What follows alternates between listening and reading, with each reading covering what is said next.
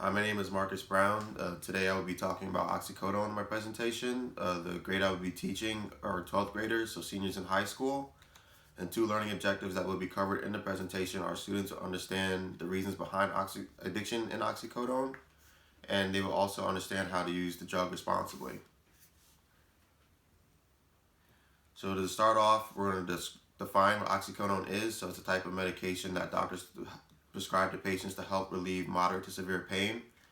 So this could be from surgeries such as broken knee replacements, traumatic injury, such as broken bones, severe burns, chronic pain, which is long term, and women, actually 30% of women use oxycodone during pregnancy to help with contractions when giving birth. It's classified as an opiate analgesic. An analgesic is it changes how the brain and central nervous system respond to pain. And I have a short video, 2-minute video that goes a little more in depth.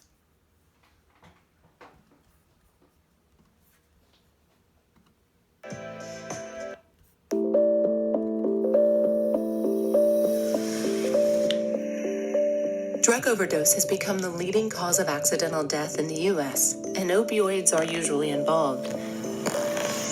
Opioids are a class of drugs that act on the nervous system to relieve pain and can produce feelings of euphoria. Opioid chemicals attach to a small part of the brain cell called an opioid receptor. There are billions of tiny receptors that play different roles on the surface of neurons. Some receptors that affect feelings of pleasure and have the ability to relieve pain are naturally triggered by endogenous feel-good chemicals called endorphins. These receptors can be overwhelmed by the synthetic opioids in prescription painkillers or plant-based opiates like heroin.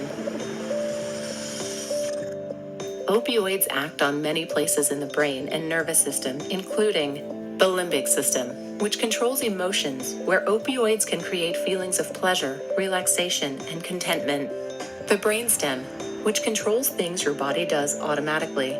Here, opioids can slow breathing, stop coughing, and reduce feelings of pain.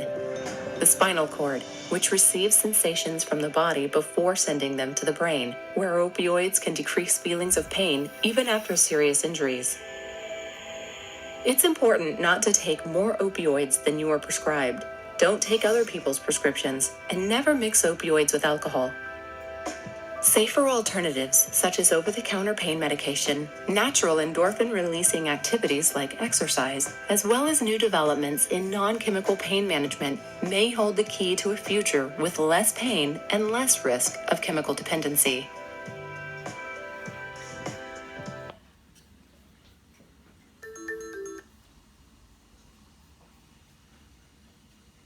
Okay. So to continue, oxycodone is the generic name of the drug. So other brand names that you may have heard of, the most common one is Oxycontin. There's Oxybond, Oxycodone, and Oxyado. So all these are related to oxycodone. Again, have the same intent of effect to help relieve moderate to severe pain. So how do you take oxy? There's 4 different ways you can. One's liquid-based, a concentrated solution, tablet, and capsule. So to show you what I mean by concentrated solution, so this would be a vial of oxy, it would be liquid-based, and this would be the pipette. So you put it in the vial, you absorb a certain amount, as you see it's in, and then that's how some patients will take oxy. Tablet and capsule, some people think it's the same thing, but it's not. A tablet is a powder ingredients that are pressed together that can be cut, and I'll demonstrate that later. And a capsule is liquid filled that cannot be cut and cannot be abused or for misuse.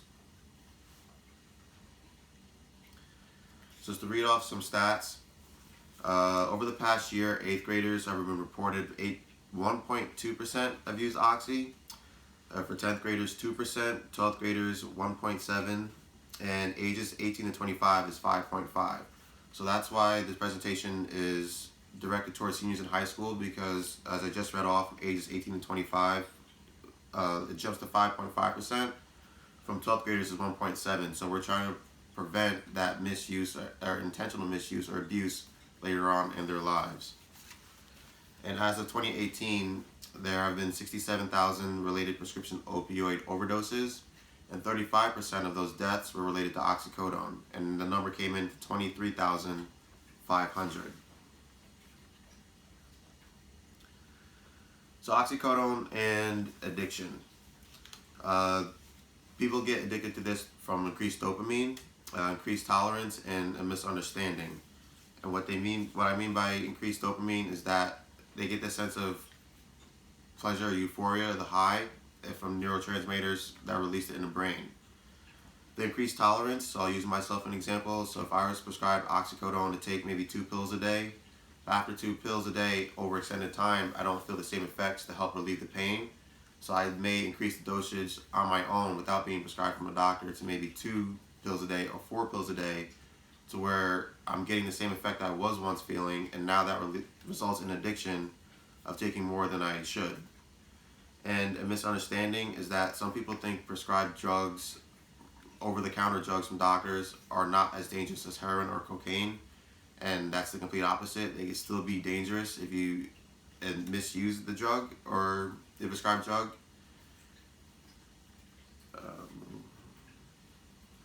So some side effects that come in with overdose or addiction are changes in attitude, headache, dry mouth, stomach pain, and flushing. And what flushing is that your head, neck, or chest may become suddenly red, and you may experience a heat wave or heat flash to where physiologically your body's going to shut down and you're going to be basically immobile for a few minutes or brief moments. And to bring in the activity, if we were in class, I was going to give out an alternative to oxycodone and how drug users abuse it. So this is just a pill of Aleve, and the way people abuse oxy is by snorting it, and they'll crush it. So I'm trying to simulate as if we were in class. So you didn't have any utensils, and nor would any drug user. If they're desperate enough, they'll find a way to break it down.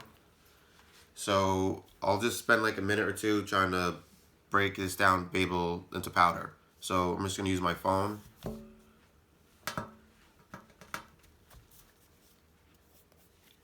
And drug users will just try and break this up, and other forms they may sprinkle this on other drugs such as marijuana to smoke.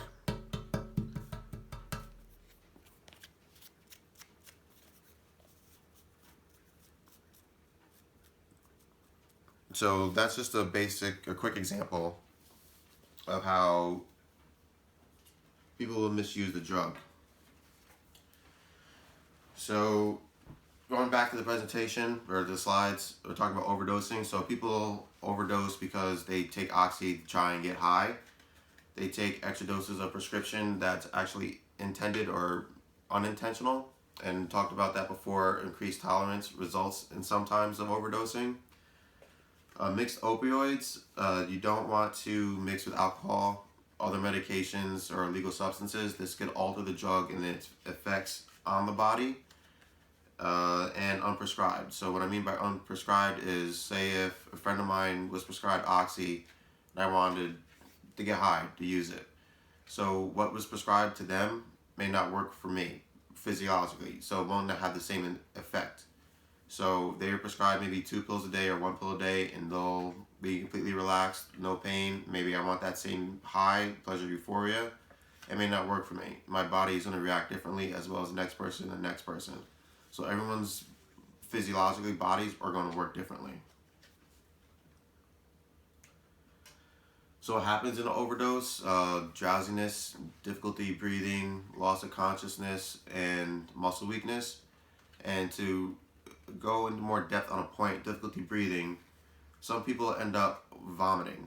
So if you're in the presence of someone overdosing, you want to keep them awake to avoid loss of consciousness. And if they do happen to lose consciousness, you want to lay them on their side. Because if they vomit and they're laying down and they're sleeping, they choke. Then they're going to die. So you want to stay with the person at all times, keep them awake, keep them breathing until emergency help arrives. And yeah, you just want to prevent any other complications from happening from the overdose resulting in death. So what should you do if you're in the presence of someone overdosing? You want to seek immediate help, call 911. But it's going to take time for them to get there. If you know they're overdosing on Oxy, you want to try, again, keep the person awake and breathing. If they do lose consciousness, put them on their side to avoid choking on their own vomit. And stay with the person until emergency help arrives. And how do you prevent misuse? Overall, be responsible. You want to take medications prescribed by your doctor responsibly. So if he or she says 1 or 2 doses a day, take that 1 or 2 doses a day in the timely manner that was told to you. You want to store away from kids, from pets, so you don't want to keep it in low cabinets, low pantries. You want to keep them up high, out of reach. You don't want to mix with alcohol, other substances, or other illegal substances, because it can alter the way the medication takes effect on you. And you want to dispose of the medications properly. So say if you're given a bottle, say 30 tablets, and you use maybe 15 of them, the pain's done, you're all set. So you don't want to, so common misunderstanding is flushing down the toilet. That's something you don't want to do because that gets into the water system. You don't want to put it in the trash can, again, because children, pets can still get in the trash. So the ways you can dispose of them properly is taking them back to the pharmacy or your doctor, saying, I think I'm good, I don't need to take pills anymore, I want to get rid of them. So they'll take them off your hands and they'll dispose of them properly, or go to your local police department and then they'll take care of it for you. So the end activity I wanted to do in class, we're going to do a matching game. So this is basically a check for understanding. So here I have 5 categories.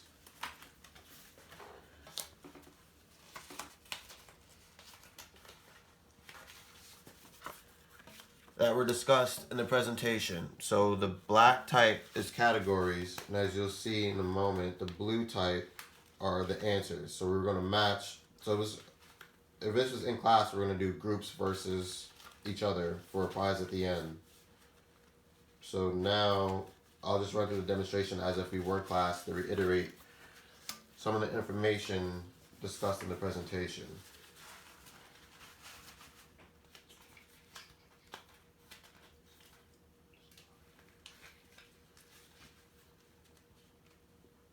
Okay, I'm just trying to find the last card.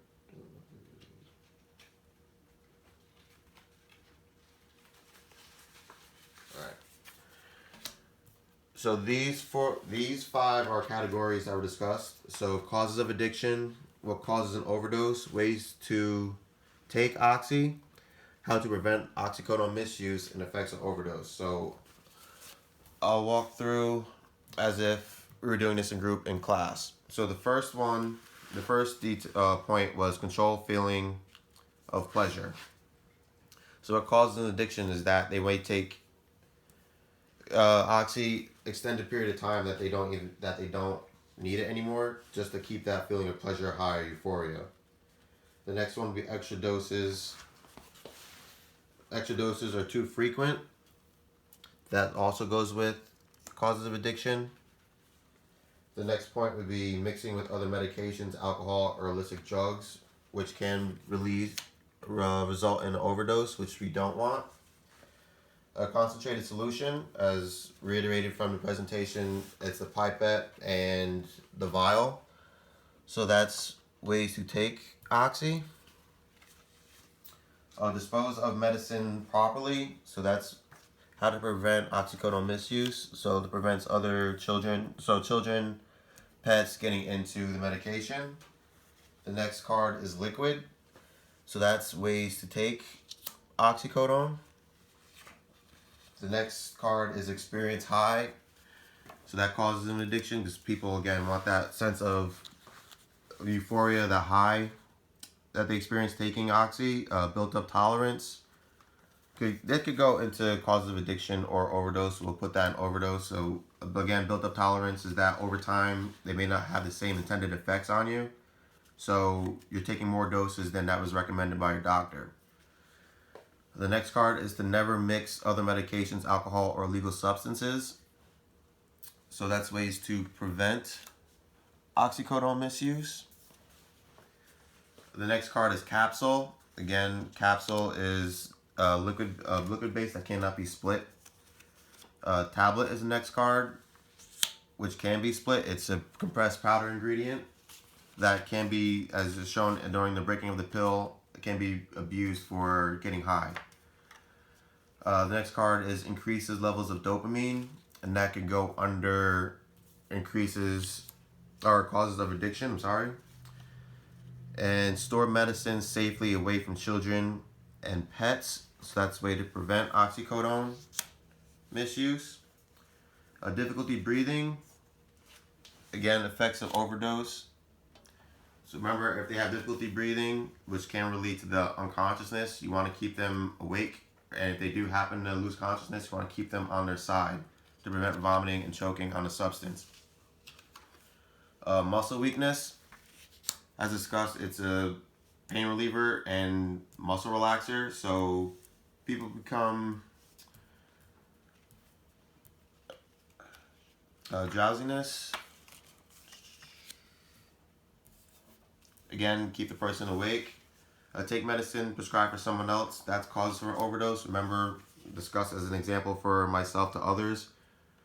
For prescribed for someone else may not have the same intended effects on me, as well as the next person and the next person. So take medicine as prescribed by doctor. That would go under how to prevent misuse. Remember, we want to take these medications responsibly. And loss of consciousness are effects of overdose. Again, reiterating, we want to keep the person awake at all times until emergency help can get there. So this would have been the matching game that we would have done in class. There would have been groups versus each other, and the first one to get all categories and got categories correct, again, would have won the prize at the end.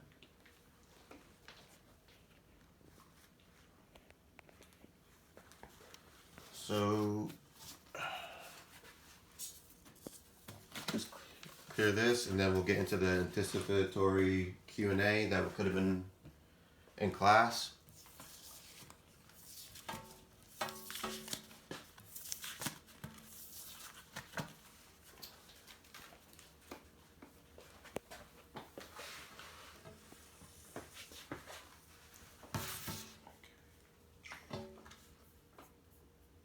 So some questions that, if we were in class, students may ask are there any alternatives to oxycodone? There are aspirin, ibuprofen, or you may know it as Advil, or acetaminophen, or which is also known as Tylenol. So if you're not comfortable with taking oxy, they're all alternatives. And if you don't want to take aspirin, Advil, Tylenol, or oxy, you can go to your doctor and they will prescribe you a medication that you think that's best suit for you, that avoids addiction and avoids any other future complications.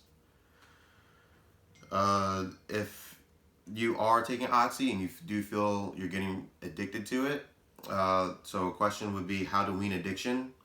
So when it's time to stop taking oxy and you do feel that you're getting addicted to it, you can tell your doctor and they will give you a drug which is called a taper, which helps wean the addiction over time. So it will be a less dosage of oxy or an alternative that will still have the same effects, but they'll decrease the dosage over time for the intended effects to where you're no longer dependent on it. Do you have to finish the entire prescribed bottle if prescribed oxycodone? No, you don't. Say, for example, if the doctor gives you a bottle of 30 tablets and you only take 15 of them, you don't have to take all 30 pills. If you feel like your pain has been relieved or your pain intolerance has increased where you don't feel the need to take the pills anymore, you don't have to take them, and then that goes back to properly disposing the medication, of going back to the pharmacy, back to your doctor, giving the pills back to them, or going to the local police department and they'll dispose of it for you. Another question that was covered, how you dispose of it. Again, just answered it. You take it back to the pharmacy, the doctor, or police department, and they'll dispose of it properly for you. And there's other ways of weaning addiction. It's reiterated from the video, is being active as well. If you find yourself that you're not as in much pain, your pain tolerance has increased, you can go back to your activities of daily living, indoor, outdoor. You can do that. You can go back to your hobbies and go back outdoor, keep yourself busy to where you're not thinking about taking oxy to pass by time to help build an addiction. I think that is it. Yeah, so that was my presentation, Oxycodone. Hope you enjoyed. Hope the activities were somewhat good that would have been demonstrated in class. And yeah, thank you.